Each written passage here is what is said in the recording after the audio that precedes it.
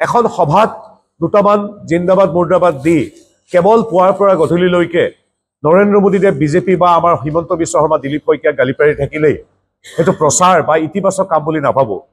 আমাৰ Facebook Twitter বা ইনষ্টাগ্ৰামত বা আপোনালোকৰ সন্মানীয় সাংবাদিক মাধ্যমৰ বৈদ্যুতিন মাধ্যমৰ যোগেদিও বক্তৃতা চাই শুনি উদাত্ত ভাষণ শুনি ভাল লাগে, কিন্তু ৰাইজে এতিয়া ডেলিভাৰী বিচাৰিছে। আমাৰ সন্মানীয় স্থানীয় সাংসদগৰাকীক দেখিবলৈ পোৱা নাযায়। মই বিভিন্ন ঠাইলৈ গৈছো, বিগত তিয়কৰ এটা বৃহত্তৰ অঞ্চল, পূৰ্বতে কলিয়াবৰত আছিল, এতিয়া যোৰহাটত সোমাইছে। 11 বছৰ হ'ল, ৰাজপথৰ পৰা 200 মিটাৰ দূৰ, আজিলৈকে সেই 5000 লোক থকা গাঁওখনলৈ আমাৰ সন্মানীয় সাংসদজন যোৱা নাই। গতিকে নিৰ্বাচনৰ মাজত হঠাৎ আহি পলিটিকেল টুৰিষ্টৰ দৰে আহি কাম কৰিলে লাভ নাই। আমাৰ সন্মানীয় সাংসদগৰাকীৰ প্ৰতি শুভেচ্ছা আছে, তেখেত আমাৰ দৰে অসম মাতৃৰ সন্তান, তেখেতৰ প্ৰতি মৰম শুভেচ্ছা আছে পাকিস্তান সম্পৰ্কখিনি বাদ দি। কিন্তু আটাইতকৈ ডাঙৰ কথা হ'ল মানুহে ডেলিভাৰী বিচাৰে। মানুহে জিন্দাবাদ মুৰ্দাবাদ এটা সময়ৰ কাৰণে হয়তো চাই দেখি শুনি ভাল বা আনন্দ পাব পাৰে, উদাত্ত ভাষণ শুনি খন্তেকৰ বাবে উদ্বেলিত হ'ব পাৰে, কিন্তু মোৰ মৰাণৰ এই ৰাস্তাটো, মোৰ আমাৰ গাঁৱৰ কোনোবা বকতাৰ ভিতৰৰ গাঁও এখনৰ কথাটো, চন্তক মৰিয়নিৰ কোনোবা এটা নামঘৰৰ মণিকূটটোৰ কথা, এইবিলাক কথা তেওঁ একো কৰিব নোৱাৰে। তেওঁ জিন্দাবাদ মুৰ্দাবাদ দিব পাৰে, আমাক সমালোচনা কৰিব পাৰে, ডেলিভাৰী দিব পাৰিব আমাৰ মণ্ডল সভাপতি এগৰাকী, তেওঁ যিহেতু শাসক দলৰ এগৰাকী ব্যক্তি সন্মানীয়। আনকি মই কালি মাজুলীত এটা কথা কৈছো, এইটো প্ৰেক্টিকেল কথা, শুনিবলৈ অলপ অসজা লাগে। আমাৰ সন্মানীয় সাংসদগৰাকীতকৈ আমাৰ মৰাণৰ জিলা পৰিষদৰ মানুহগৰাকী কিবা এটা কাম বেছিকে কৰিব পাৰিব।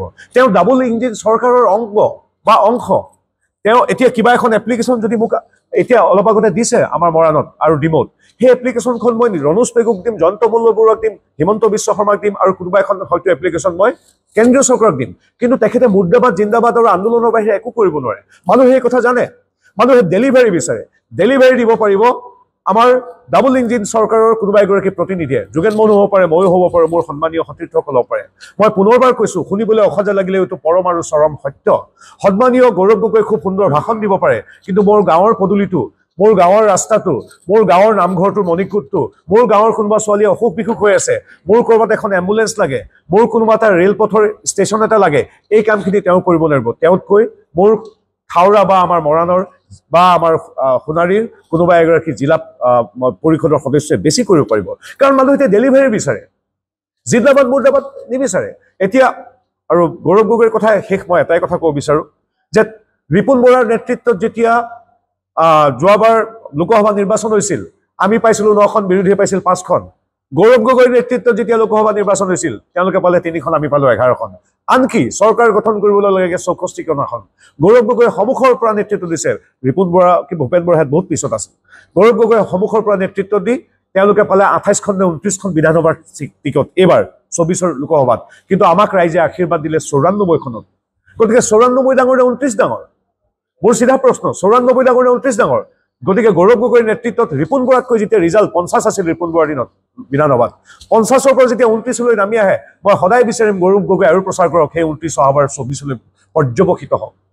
গতিকে জিন্দাবাদ মুৰ্দাবাদে মোৰ ৰেচন কাৰ্ডৰ চাউল, কাৰোবাৰ যদি ৰেচন কাৰ্ডত নাম নাই, সেইটো সন্নিৱিষ্ট নহয়। গৌৰৱ গগৈ সেই কামটোও কৰিব নোৱাৰে। বেলেগ নালাগে অৰুণোদয় কাট খাই যোৱা নাম এটা ভৰাই দিব নোৱাৰে। বেলেগ নালাগে মোৰ নামঘৰৰ তেওঁ যি পায় 5 কোটি টকা সাংসদ পুঁজিত আমি পাওঁ, তাৰে 10টা সমষ্টিত 50 লাখ টকাকে পৰিব। তেওঁ নাজানো আমাৰ এই চৰাইদেউত কিমান কি দিছে।